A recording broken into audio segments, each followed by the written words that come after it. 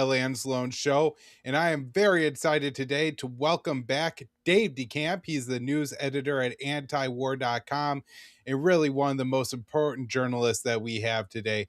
Every day, Dave is covering all the stuff happening in the U.S. empire on antiwar.com, including the war in Somalia, where Dave is frequently, quite literally, like if you do a Google search, the only American news outlet and journalists covering what is happening in Somalia. So, Dave, before we get to the bulk of the show today, just are we up over 100 airstrikes now this year in Somalia? Yeah, we're up to 111, according to the latest number that I got from U.S. Africa Command. And there's reports now that there were some more airstrikes over the past couple days. So yeah, this is just such an unprecedented number. I mean, we're getting close to double the previous record, which Trump set at 63 in his first term. And yeah, it's like it's not even happening. If you read American media, when we hit 100 airstrikes, there was some coverage. I saw Stars and Stripes had a story, Fox News had a story, but that was it, and they were very favorable of the the whole thing. But yeah, it really just goes on, especially now. There's this whole conversation happening about Somali migrants in the U.S.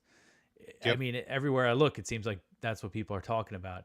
Yet no one is bringing up this war, is even discussing the war. The fact that this U.S. war in Somalia, it's been escalated to a level this year that it's never been at before, and just nobody So, is even aware of it. So yeah, I just maybe hammer home on that point a little bit more, Dave, that this is a real escalation of what's been happening in Somalia. And from my understanding, reading your reports and then reading some stuff from foreign press as well, it sounds like it's a pretty intense warfare going on there in general now. Yeah, yeah. So, you could trace back U.S. intervention in Somalia, decades and decades ago. But the current war that's happening is really the result of, the post 9/11 intervention in Somalia, the U.S. backing the warlords against, these Islamic elements that they claimed were sheltering Al Qaeda guys, which there was really just no evidence of that. And they ended up backing Ethiopia invading Somalia in 2006 and ousting the Islamic Courts Union, which was a government that was briefly a coalition of Muslim groups that briefly took power in Mogadishu. And then after that, the U.S., the EU, the African Union installed a foreign-backed government. And they've been fighting al-Shabaab ever since then. They were kind of the radical offshoot. And then in 2015, an ISIS affiliate popped up in Somalia, like in many other parts of Africa at the time. And we've also been fighting a war against them since then. And that has really escalated. A lot of the airstrikes have been against these guys, these ISIS guys, and they're based in caves in like a very remote mountain region. But the U.S. is just like bombing the hell out of this area. And, we don't know what the casualty numbers are. And then there's also the war still going on against al-Shabaab in southern and central Somalia. Yeah, you've seen the government take some territory in some areas, but they're losing territory elsewhere. There's been some bombings in Mogadishu just in the past 2 days. This is not like a sustainable, there's no victory. There's no path to defeating al-Shabaab here. And just today, I think that I wrote up is a U.S.-backed special operations force in Somalia just killed a bunch of civilians in an attack on a village not too far from Mogadishu. Killed over 30 civilians, according to local reports. And yeah, this And stuff, just goes on.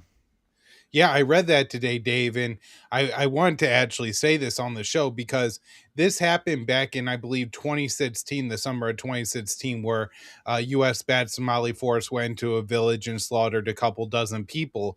And then a few months later, in October of 2016, the largest terror attack ever in Africa happened in Mogadishu when some guy loaded an entire, I believe, garbage or dump truck up full of explosives and drove it to an area where there are a bunch of refugees on the side of the road.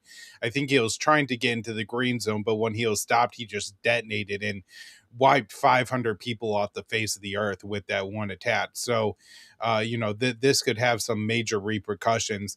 But Dave, I did bring you on the show today to talk about some of Trump's other policies, and particularly interested in who is influencing Donald Trump within his administration, particularly when we talk about Venezuela, and then Trump's headset problem, and will Ukraine hold elections? So let's start off here with Venezuela. Here are a little montage of Donald Trump talking about his Venezuela policy.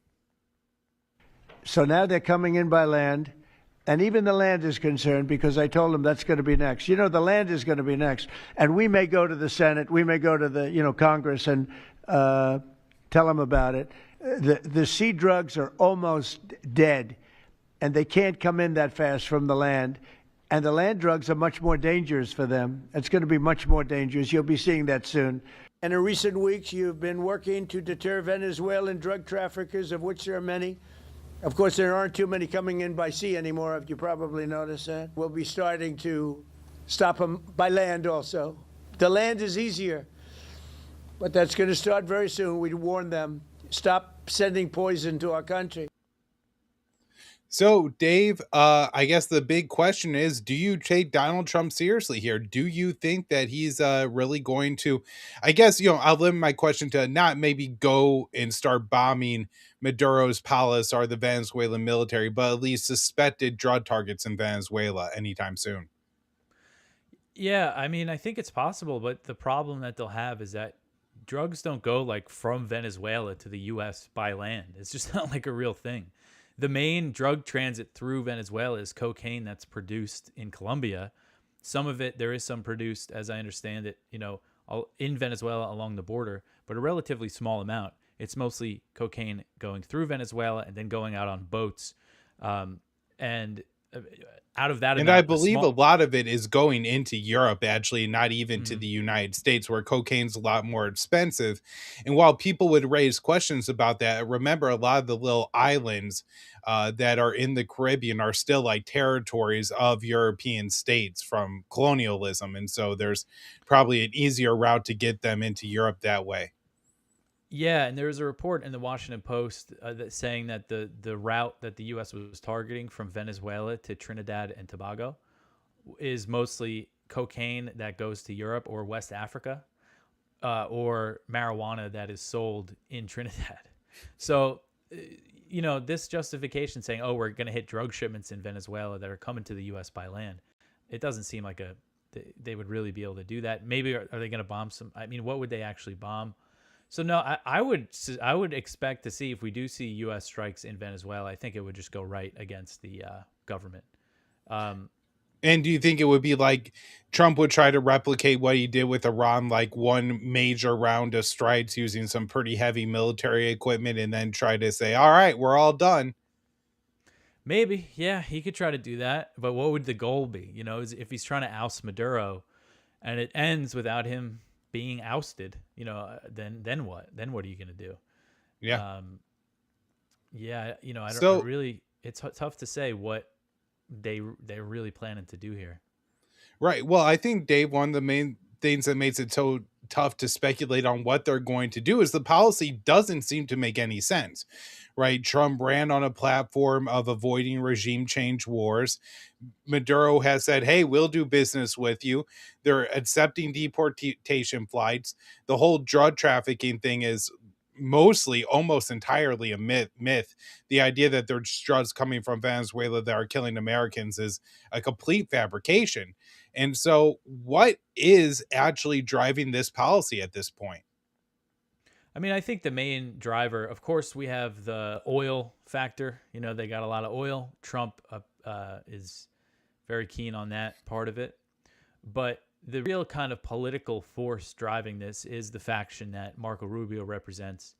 These Florida, either immigrants or sons and daughters of immigrants from Cuba and Venezuela, who are very aligned with the Venezuelan opposition, and want to have this dream of overthrowing the government in Cuba as kind of their main goal, but they see Maduro as a key enabler of that government. And they know when it comes to Venezuela, nobody's gonna, the U.S. nobody's really gonna stick up for Venezuela, and they see an opportunity here, and they're trying to sell it, for using other pretexts like the narco trafficking thing, and also just by saying, hey, there's a lot of oil, there's a lot of money to be made here. But I think that's like the main force kind of driving this whole thing. Yeah, I guess the oil thing doesn't make as much sense to me, Dave, just because if Maduro's willing to do business with us, I mean, for the stability that Maduro provides, you would think it'd be worth it for the oil companies to maybe pay a little bit more versus maybe they get a better deal after a war, but at what cost the instability? You think they will have learned from Iraq?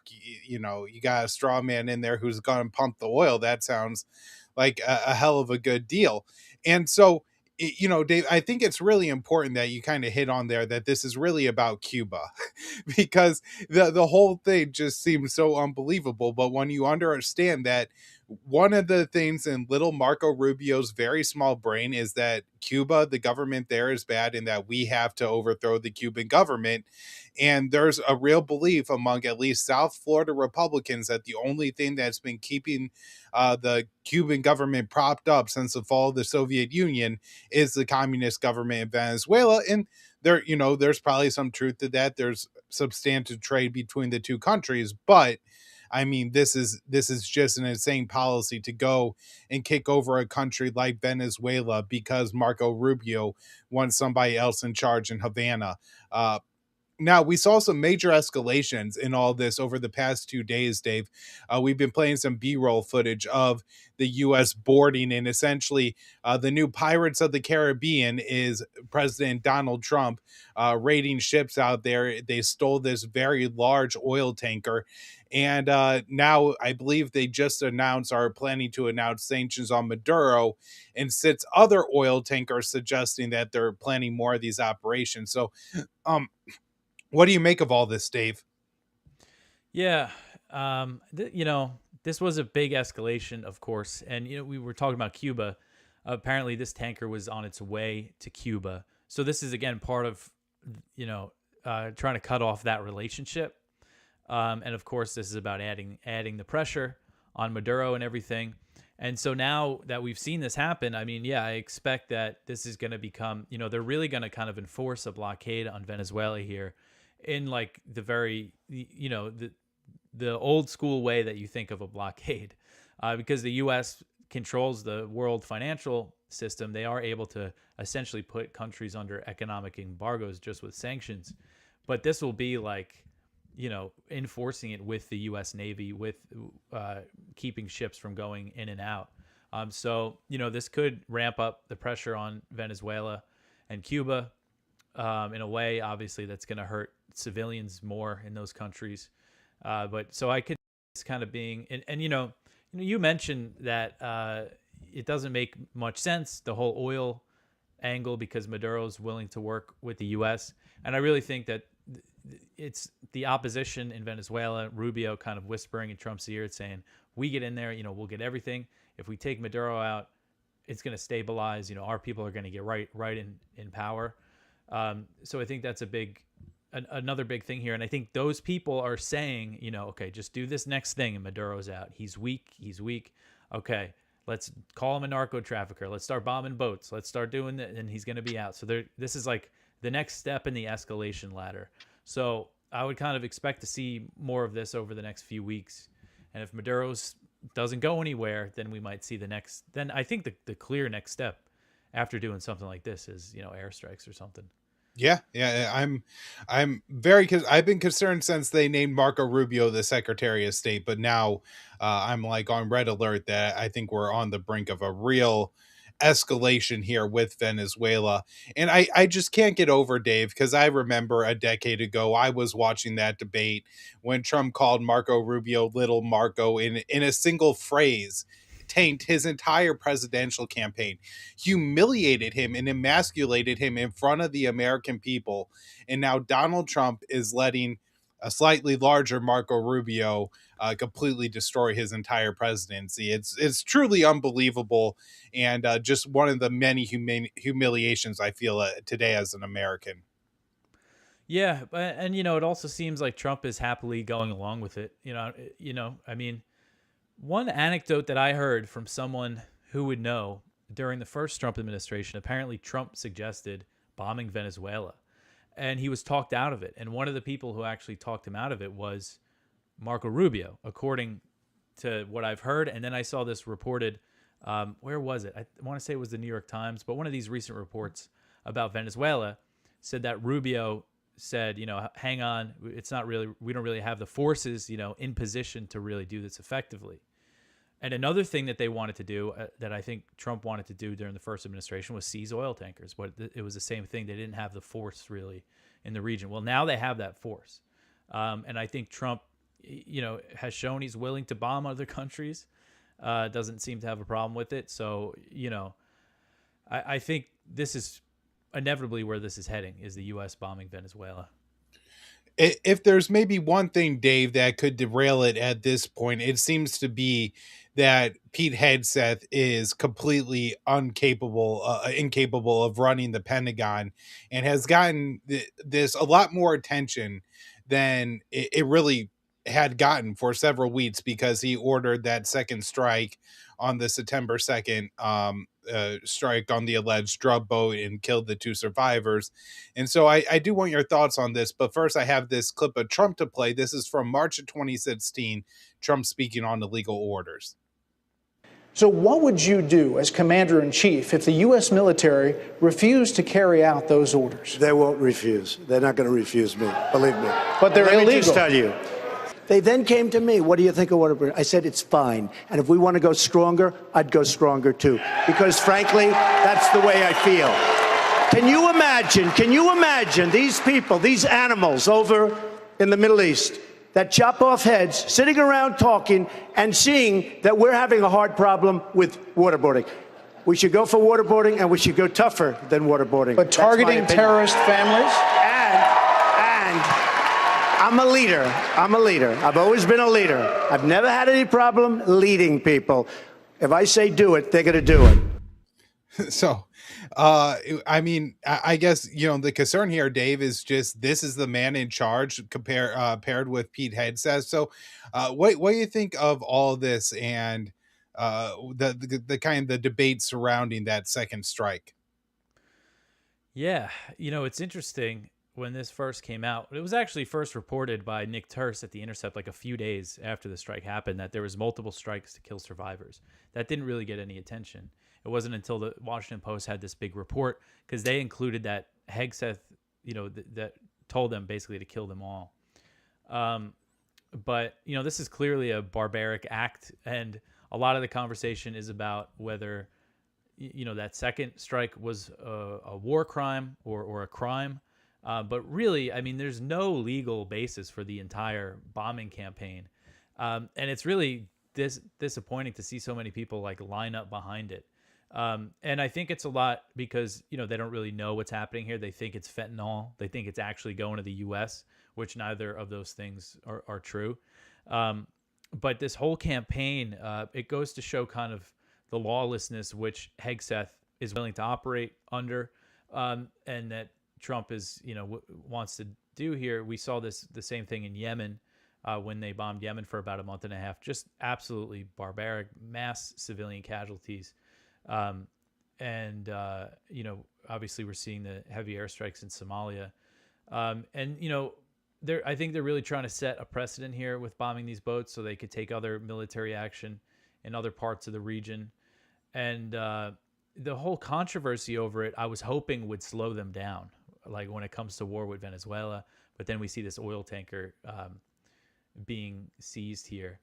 But one thing that's interesting about it is that it seemed like Trump got a little squeamish, because when he was first asked about the second strike, he said, "Oh, I wouldn't have wanted it. One strike is enough, but I'll trust Pete. Pete said he didn't do it, so there's that." And then Hegseth changed his story like 4 times, and then he said, "Oh, I wasn't in the room for the second strike."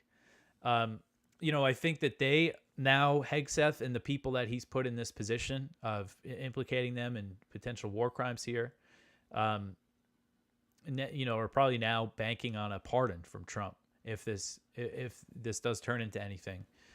And so if they're banking on that, then that means that they need to keep Trump happy and go with the program. Yeah. So, Dave, I want to move on before we wrap up here and ask you about the situation with the war in Ukraine. First, just what the hell is going on with the peace plan?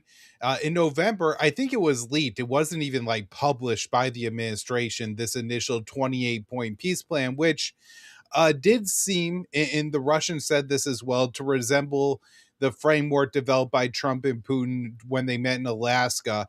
And so I think it meant it was probably in the realm of what was acceptable for Russia.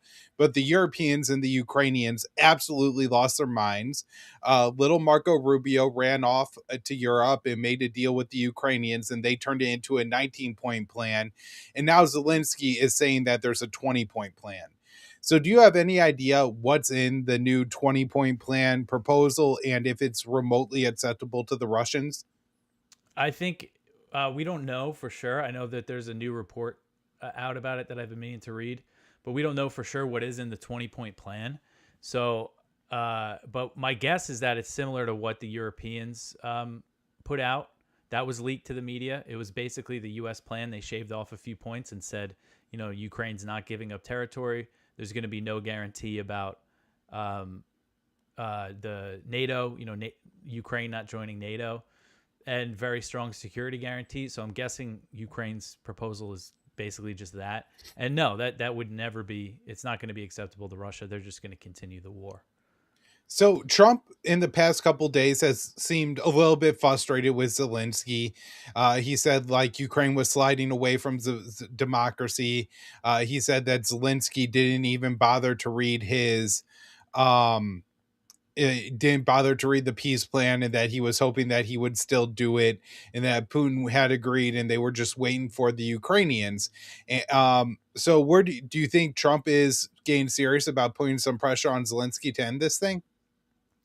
I don't know. I mean, he says all that stuff, and then, but then, what we've seen, Witkoff and now Jared Kushner is very involved. They've held like hours and hours and days of discussions with the Ukrainians about this, and the Ukrainians haven't changed their position, as far as I can tell, at least. So it doesn't seem like it's really translating to real pressure.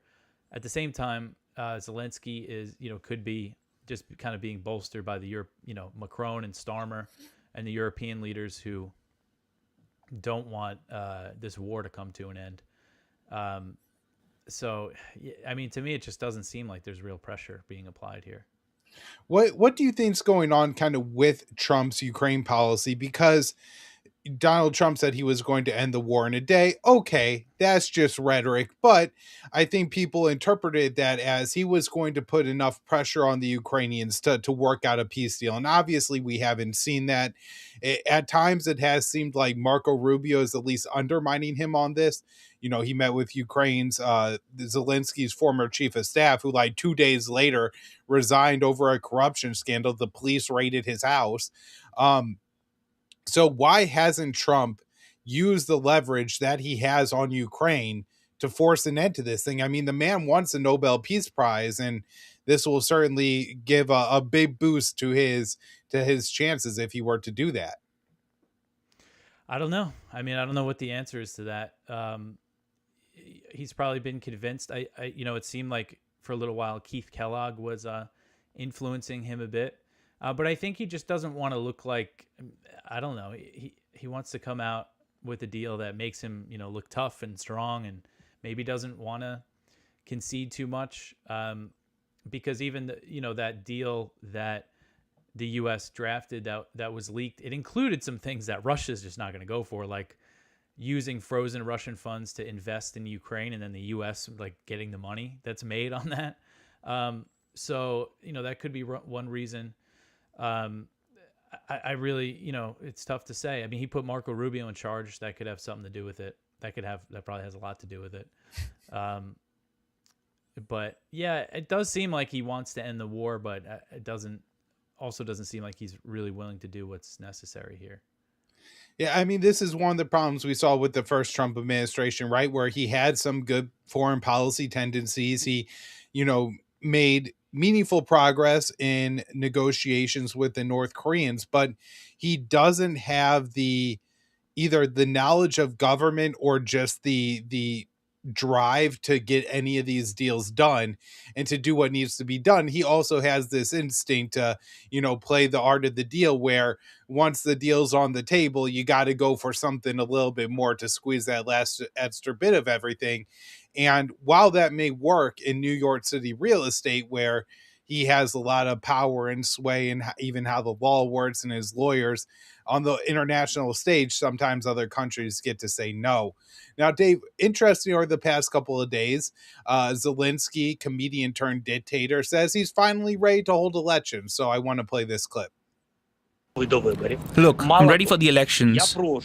Not only that, but I'm now asking, and I'm saying this openly, for the United States to help me, possibly together with our European colleagues, to ensure security for the elections. Then, in the next 60 to 90 days, Ukraine will be ready to hold elections. I personally have the will and the readiness to do so. Furthermore, since this is how things have turned out, I'm asking the members of our faction, in principle our parliamentarians, to prepare legislative proposals on the possibility of changing the legislative framework and the law on elections during martial law. So, Dave, I guess this is pretty clearly a response saying to Trump saying Ukraine was sliding away from some democracy. But I think Zelensky gave a 60 to 90-day window. So what do you think the chances are we see elections in Ukraine in the first 3 months of 2026? I don't know. I mean, I think it's possible. I think, I know part of the Trump plan is that once there's a deal, then elections are going to be held within a certain amount of days. I forget exactly how long. But Zelensky, with Zelensky proposing this, maybe they'll think, if a deal isn't reached here, then okay, we'll have elections. But I think Zelensky's going to ask for money from the U.S. for the U.S. to fund the whatever security. They're going to ask for extra aid for this. So is Trump going to go for that? Maybe not. But it's clear that this is a response to the things that Trump has been saying. And apparently in the negotiations, they're making, an election part of the terms of the deal. It certainly seems like if Zelensky were to sign the deal, he would probably need to leave Ukraine. There's been plenty of threats against both him and the previous Ukrainian leader not to accept any deal with Russia or agree not to join NATO or any of these other steps. So, maybe he does see the writing on the wall that Donald Trump is finally ready to use the American leverage and tell him that he has to end this conflict. And he's going to sign the deal and then resign and go retire to Miami or Tel Aviv or somewhere. Andrei Beletsky and his boys can't go assassinate him. So, Dave, thank you so much for coming back on the show today. It's always so much really, really good information when you come on, because you cover this stuff more than anyone else. And of course, that's all at antiwar.com, where we did celebrate our 30th anniversary this week. That's quite exciting. So I just thought I'd give you the last couple of minutes here to kind of plug antiwar.com and all the great stuff that you do there. Yeah, well, thanks for having me again. And yeah, it's pretty cool that antiwar.com just turned 30. That's how long the site's been around. And it feels like right now we're very much a part of the conversation that's happening in the U.S. We've gotten a lot of influence, it feels like, over the past couple of years. And that's thanks to you, because you do such great work with the viewpoints, and also you've been writing some news as well. So thanks for that. And but we, we're a small staff. We're a small group, and we don't have much money. We don't make much money. And so if people can help us out, it's how we get by, is from our readers. And you could go to antiwar.com/donate for an end-of-the-year donation, something that you could write off your taxes. Think of it as a birthday present or a Christmas present or a combination of the two for us. And, the more money we raise right now, the further away we have to, we'll do our next fundraiser. So you won't have to hear us asking for money. Absolutely. And guys, Dave is really doing the work. As he says, we don't make a ton of money, but a lot of people will say that Dave is one of the most important journalists that we have in the U.S. today, and he proves it day after day. So support him, the work he does, all the work that we do at antiwar.com. And Dave, thanks for coming on the show. We'll do it again soon. Thanks, Kyle.